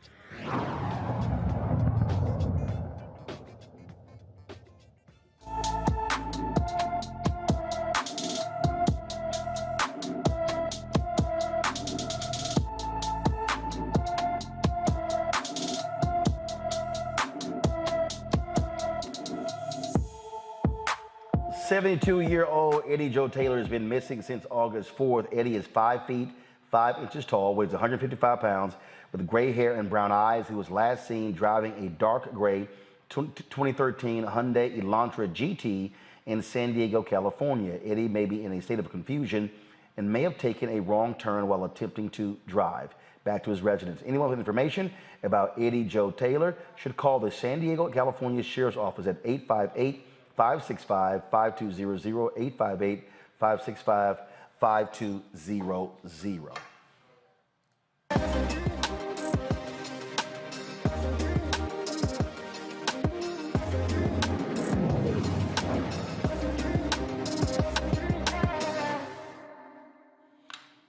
All right, folks, got back to school going on, and so like many of you, I'm sure you want to have your kids represent when it comes to school supplies and make sure it's about Black culture and you're supporting Black-owned businesses. Well, a group of sisters, they were trying to buy school supplies, and they were like, damn, we couldn't find none. So they decided to create a company called Melanated Mindz, folks. They join us right now. These supplies include backpacks, books, notebooks, flashcards that positively reflect our culture in Melanin Magic. Joining us right now is the co-founder, Tangela Steele from Port St. Lucie, Florida. Glad to have you on the show. How you doing? I'm fine. Thank you for having us. All right, so y'all was sitting here looking for some school supplies, and y'all like, man, we don't see nothing Black. We didn't see anything Black. And this was a few years ago in 2016. My daughter was starting kindergarten, and I couldn't find anything for her, anything that represented her. And so I got on the phone, called my best friend, and I came up with the idea. It's like, you know what? We should come up with something that represents us, something that our kids can relate to, something that they would have and go to school and rock that represents Black culture and Black pride. And we sat on the idea for a few years, but in 2019, we decided to jump all the way in and get going. And it has been an experience, I must say. It's great to see now that there is something out there that represents our kids, something that they can relate to. And it's even better now that I have another daughter who is in first grade now. But here she is rocking the backpack, and she can say, my mom made this, and this little girl looks like me, and I'm rocking it because I'm representing the culture. Wow. So you started in 2016. And so here are, this is like one of the backpacks right here. And so this is pretty cool. It says, I want to be, I'm going to go to camera 7 right here, y'all. So come to camera 7. So it says here, I want to be a, check the box, a chemist, an entrepreneur, a programmer, or anything that I want. And then this backpack here says, educated queen. So how many different of these types of backpacks do y'all have? So we have a few. Those are two of our products. We also have an educated king and an educated queen.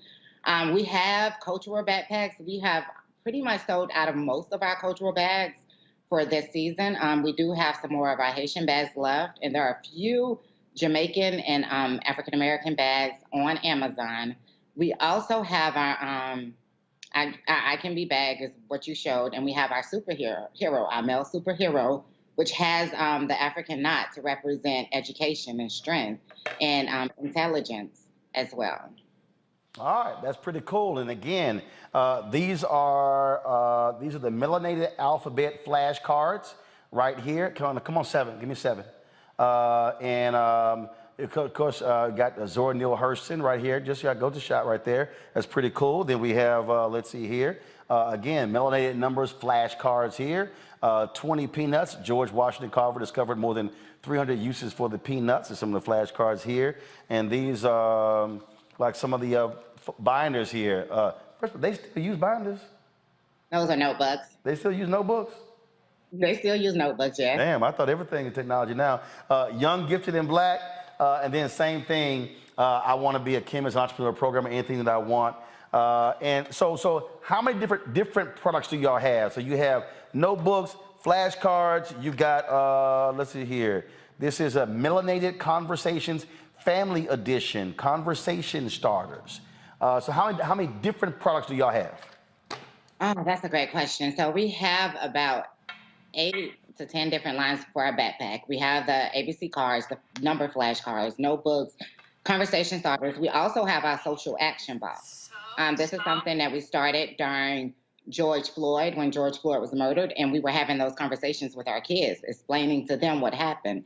And we came up with the idea of creating the social action box because we wanted them to understand what it is that we're going through and what's happening and the need to continue our fight for equality for all. All right, cool. Got questions from my panel. Let's see here. See, who got kids? Demario, you got kids? I don't have kids. You don't? I don't. Well, you're a big-ass kid, so you go first. Oh, my God. I first of all, good to see you tonight. My question is, I want to know what type of pushback you've received, if any, from like school systems, because I represented a kid a couple years ago who wore a shirt that said Black King here in Oklahoma, in Edmond. And he got in trouble at the school. They tried to suspend him. They made a big deal about it. And there was another case in Ardmore, Oklahoma, where they said the kids they had a Black Lives Matter shirt on, and they said they were being discriminatory towards the white kids. So I want to know, have you experienced or heard any of that type of reaction from your products? And if so, what are you doing about it? That's interesting. I have not heard any of our clients or any of our buyers or kids going through that. I will say the pushback that we have received is on our advertisement. Whenever we do online ads, we have received comments that say we're being racist. What about the whites? You can't leave us out. We're discriminating. Those are the pushbacks that we have received. Fortunately, it hasn't touched any of our babies. They haven't experienced that part of it. All right, Teresa. Well, thank you so much. As you've been talking, I was literally searching the website and sending group text messages out because I don't have kids, but I know a lot of folks with kids that are Black and brown. So my question to you is your product line only in English, or do you have a Spanish version coming out soon? So right now it is only in English. We would have to figure out how the Spanish will look, and I suppose it wouldn't be too difficult because we could hire a translator. We haven't thought that far ahead yet, but that is definitely something that we will look into for the future, yes. Mustafa. Well, I love the name Melanated Mindz, so thank you for that as being your foundation. So I'm curious, you have an amazing set of products there. When you're beginning the design process, are you working with younger, students and asking them what they're looking for or what motivates that process work? So yes, we have. I have twin nephews who are brilliant. They're in college right now. They're freshman year in college. And I have picked their brains a lot. They are gifted. One of my nephews almost made a perfect score on the SAT, but he's also very in tune with the culture and what's happening. So we pick their brain. We go out into the community. We ask questions, especially since we are in South Florida. So we get a chance to go out and meet our clients often whenever we do vending events, and we talk to them, ask them, what do they think of our products, what type of feedback would they give, and what do they think that we need to do in order to improve and make it better. We, even with our graphic designers who we work with a variety of designers in age range because we want to be able to target across groups. Because now something that we've noticed is that we've appealed a lot to elementary and some middle schoolers. So now we're looking into expanding out more to high schoolers. So we are working a lot more with the high school crowd to figure out how could we get them more engaged with the products. All right, then. And so for all of our Roland Martin Unfiltered Black Star Network viewers and followers, folks, they are offering a 10% discount from the Melanated Mindz website. Use the promo code MARTIN22. That's MARTIN 22. You get a 10% discount from this, and we certainly appreciate that. And again, we just showed you folks here just some of the backpacks here, and again, the conversation starters flashcards, as well as the notebooks as well. And so it all looks great. We certainly appreciate it. Good luck. I'm sure y'all have been quite busy this month and last month with school starting up. Folks getting back in the groove of school. Those of us with no children, like I'm no longer raising my nieces. So my last two nieces graduated from high school, praise the Lord. So I ain't got to buy none of this stuff. And so, matter of fact, I just have one, out of all my 13 nieces and nephews, one left still in high school. My nephew Christopher just started his freshman year. And so, but this is pretty cool and some great products here. And so, Tangela, we certainly appreciate it. And good luck in building the company. Thank you. I appreciate it. Thank you for having me here today. All right. Thanks a bunch, folks. Don't forget, again, 10% discount from Melanated Mindz. Use MARTIN22 code. That's MARTIN 22 code. All right, got to go to a break. We come back. We're going to show you some of the sights and sounds from Cynthia Entertainer's Celebrity Golf Tournament. I was there Sunday and Monday. We had a good time, and so it was just way too much fun. Before we do so, hey, if you watching on YouTube and Facebook, why y'all tripping? Hit the damn like button. Why I got to tell y'all this every single show? Okay, more than 2,000 y'all watching, and it's 880 likes. Okay, the math don't math. I don't need a flashcard to say that don't make any sense. So if you pop on, click like, and then just start commenting, okay? So when I come back, it should at least be 1,200. I ain't asking for 1,000. Should be 1,200. That's what it should be, okay? All right, this ain't that hard. Click doggone like button. And if you haven't downloaded the Black Star Network app, do so now. Download it to your Apple phone, Android phone, Apple TV, Android TV, Roku, Amazon Fire TV, Xbox One, Samsung Smart TV, And also, we want you to join our Bring the Funk fan club. Y'all get this stuff for free. I don't charge a subscription fee, and it's important for you to support us in what we do because I want as many of our people to see it as possible, but this stuff ain't cheap. I told y'all our OTT platform, that's $160,000 a year, okay? That's real money. That's real money. And so we luckily we've had some support. We appreciate Target coming on with their ads, General Motors, we appreciate in the past. We've had Verizon, Procter & Gamble, Nissan, Amazon, but none of those are multi-year contracts. We're trying to get multi-year contracts, so your dollars actually make it possible. We're trying to hit $100,000 this month. And we actually need $100,000 each month till the end of the year because we're actually behind where we were last year. And so you can send a check or money order to P.O. Box 57196, Washington, D.C. 20037-0196. Cash App is $RM Unfiltered. PayPal is RMartin Unfiltered. Venmo is RM Unfiltered. Zelle is Roland at RolandSMartin.com. Roland at RolandMartinUnfiltered.com. We'll be right back.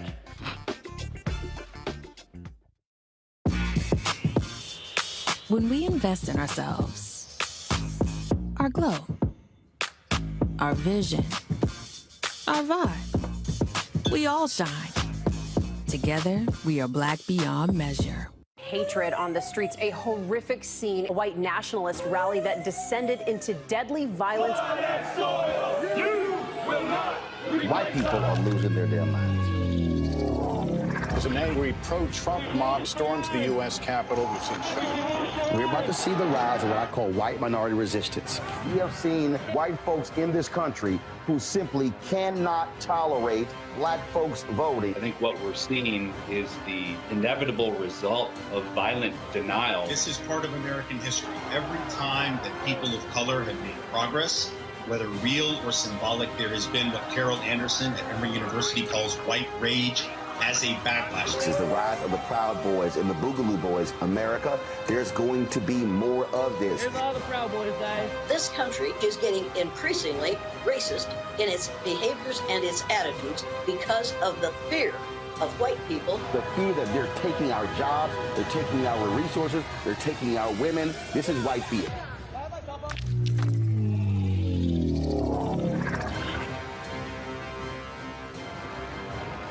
When we invest in ourselves, we all shine. Together, we are Black beyond measure. You are watching Roland Martin, and I'm on his show today, and it's, what, huh? We should have some cue cards. Hey, what's up, y'all? It's your boy, Jacob Lattimore, and you're now watching Roland Martin right now.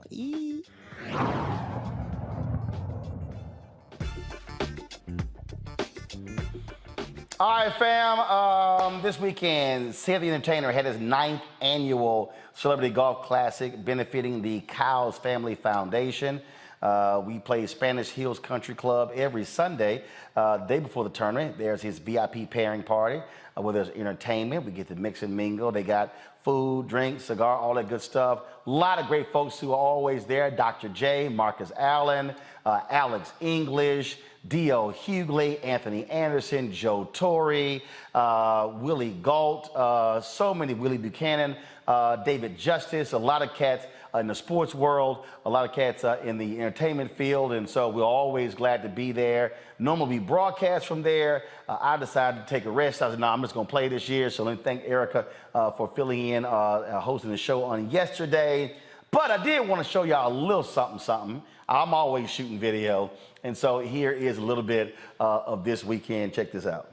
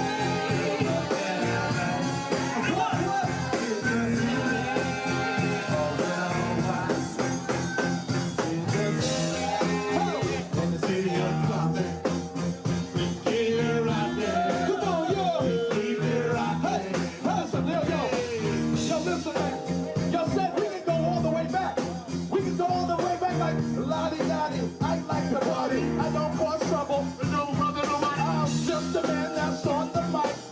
I'm on the mic, I rock the mic right. All of y'all sipping, y'all inhale.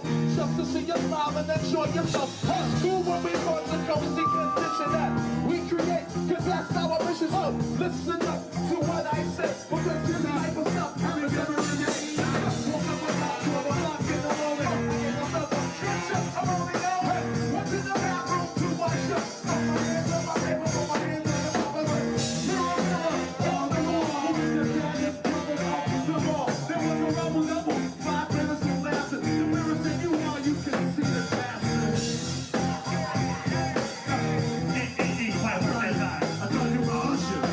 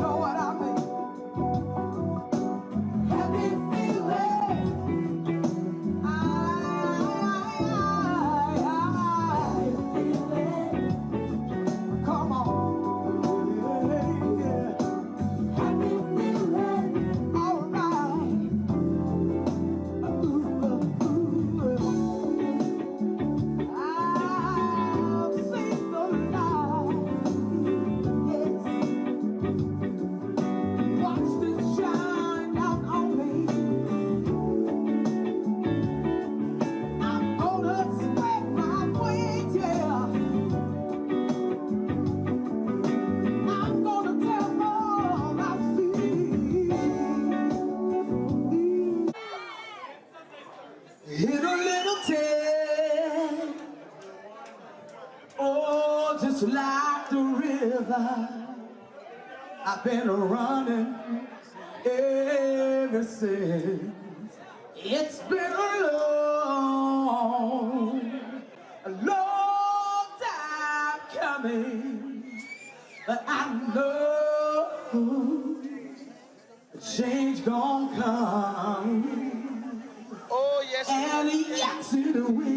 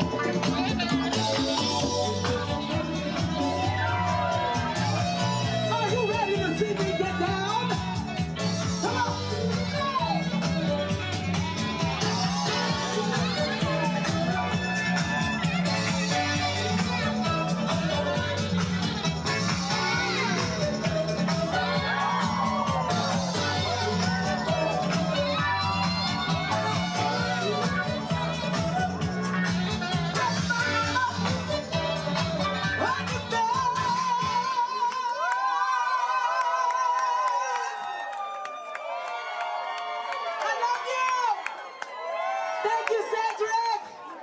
To all of you, God bless you. Stay safe. So we can do this again. God bless you. All right, Sid, so you got, look at this here. So, you got, I guess, you know, you said Joey Lopez can't be the only one. Yeah, he got it all Mexican out, you know what I'm saying? Like, you got the chucharitas and the morellatas.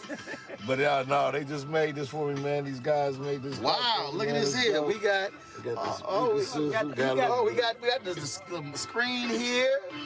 Look at this here. Got the Barry White going. Oh, yeah. Okay. All right, then. And not only that, he got the nerve to have some low You see the wheel? You see the wheel? I see the wheel. He got the nerve to have low profile wheels. I see the wheels. Yeah, that's the thing about it right there, man. You know, truly representing for St. Louis, huh? Yeah, I'm put on, man. Skirt, skirt. Hit him with the skirt. Happy birthday, today's birthday. Happy birthday to you.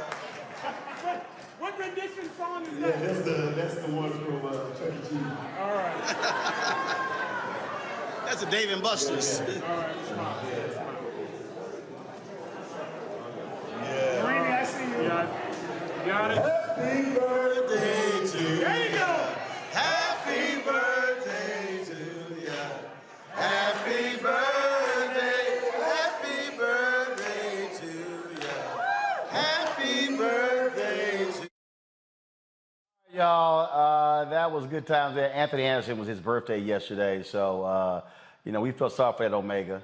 You know, say it's a Kappa, Anthony's Omega, but they all know Alpha's reign supreme. That's how it is. Mustafa, Teresa, as well as DeMario, it's always a pleasure. Glad to have y'all on the show. Thank you so very much. We had a good time there, folks. We had a great time there raising money for the Boys and Girls Club there in California. And so that was just, it was awesome. Now, Saturday, so before that, y'all, so Saturday, I stopped by comedian J.B. Smooth's house. He had a pool party, and so we had a good time there. That was quite interesting because Olden Polynice, former NBA player, so we go by J.B. Smooth's house, and then J.B. has a putting green in his crib, and so Olden made the biggest mistake of actually challenging. See, DeMario, lucky he left. So Olden Polynice, y'all, is a Sigma. He's a Sigma. And Olden sort of made a mistake of trying to challenge me on a putting contest. I beat Olden the first time. Then he said, well, let's do it again. And I said, so you just want a second ass whooping. And so this is what the end result of that second ass whooping to Olden Polynice. Check it out. Where you go, oh? You need a drink? Need a drink, oh? Need a drink, oh? Yeah, Doc, he needs some happy ice. Because right now he is not happy after missing that putt. Oh, he had a putt to win it? No, hell no. Hell no, he was already down. He already down. He walked off. He just walked off. Y'all see what alphas do? We just, big Cap Sigma just walk away. He just said it's hot. We snatch their heart. I'm hot. Oh, he hot. You can't handle the heat. Oh, he hot. He goes into the sun. He can't handle that heat. It's hot, boss. No, it's ice cold. It's alpha ice cold. The state of Mississippi. It's alpha ice cold.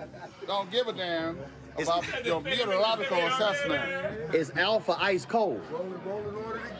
It's alpha ice cold. He got it. Twice. He got his own putter. Got him twice. Yeah. You got him twice. Don't you always see Roland out there wherever he's traveling? He got the golf stick in his hand, man. Wherever he at, I be seeing him. I golf too. But this man be doing it, man. Come on. Okay, I'm gonna get his number. We gonna play next time I come back. I'm better than him. I'm way better than him. We gonna play next time I come back. Hey, you see this here? I had to put my putter in because it's too hot.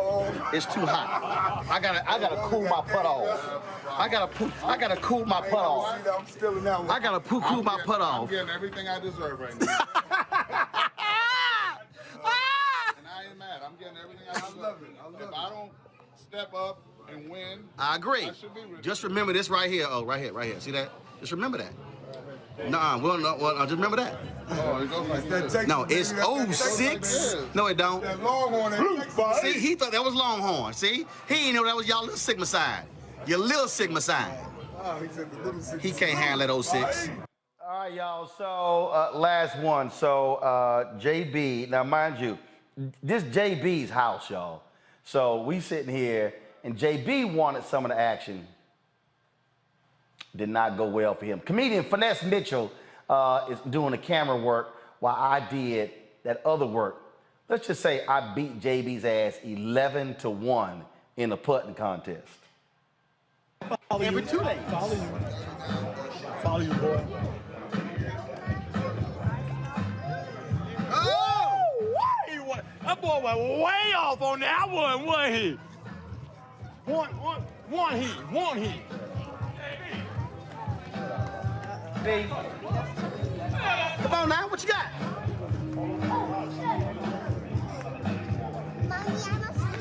Okay, watch out. That wasn't near the hole. That wasn't near the hole. We both. All right, it's 1-0 through 2 holes. We tied up right now. He ain't beating the hell out of nobody. Okay, we're not tied. We tied. You didn't win a hole. You only won one hole. Right, it's 1-0 through 2 holes. Okay, let's go. We got a long way to go. Boy, can't count. This game is longer than you think it is. Boy, don't got. We only up by one. This game not long. As old as He only up by one. He only up by one hole. Let's play ball. Play ball, man. Let's play. Game just started. What's up, right here? Right here? Tell Uncle JB you're still in the game, Uncle JB. No. Wait, what are you talking about? Which one? It don't matter. You can pump anywhere over there. You ain't gonna make this. Get the ball out of there, number one. Hold on. All right. You need the ball to see where it is. Come on. Come on. I don't want to skip. Come on. It don't matter. You ain't making this. Hey, no pressure. Let's go messed up. Ain't no pressure. Let's go messed up. 2-0. 2-0. 2-0. Hey. So after that, it ended 11-1. But it was cool. I told JB's wife, Shad, to go ahead and lay hands on him. I'm talking about prayer because his golf stroke needs it. All right, y'all, that's it. I appreciate it. Tomorrow I'll be broadcasting from Tampa, Florida. I got to give a speech there early Thursday morning, so I'll be in Tampa tomorrow. And then later in the week, I'll actually be going to the Bahamas for the Grand Boulay Convention there. So it's a busy travel week. I appreciate all of y'all watching the show. Don't forget, folks, to support us in what we do. Download the Black Star Network app. Apple phone, Android phone, Apple TV, Android TV, Roku, Amazon Fire TV, Xbox One, Samsung Smart TV. Support our Bring the Funk fan club. Check and money orders. Go to P.O. Box 57196, Washington, D.C. 20037-0196. Cash App, $RM Unfiltered. PayPal is R Martin Unfiltered. Venmo is RM Unfiltered. Zelle is Roland at RolandSMartin.com. Roland at RolandMartinUnfiltered.com. And why should you watch this show? Y'all, you never know who you're going to see on this show. Again, we popped in, so it was JB and Finesse and Olden Polynese, and the weekend was all kind of different other folks. So we got some other video, and so we'll share some of that stuff later in the week. Nobody does it like we do. Folks, we keep it real, keep it black, and keep it unfiltered. And I appreciate all of y'all for supporting us. And yes, I do, when I go to LA, I do wear my Houston Astros stuff, because I love pissing off all them Dodgers fans who still mad we beat them in the World Series. I told them, get over it. We're going to beat that ass again this year. I'm going to see y'all tomorrow.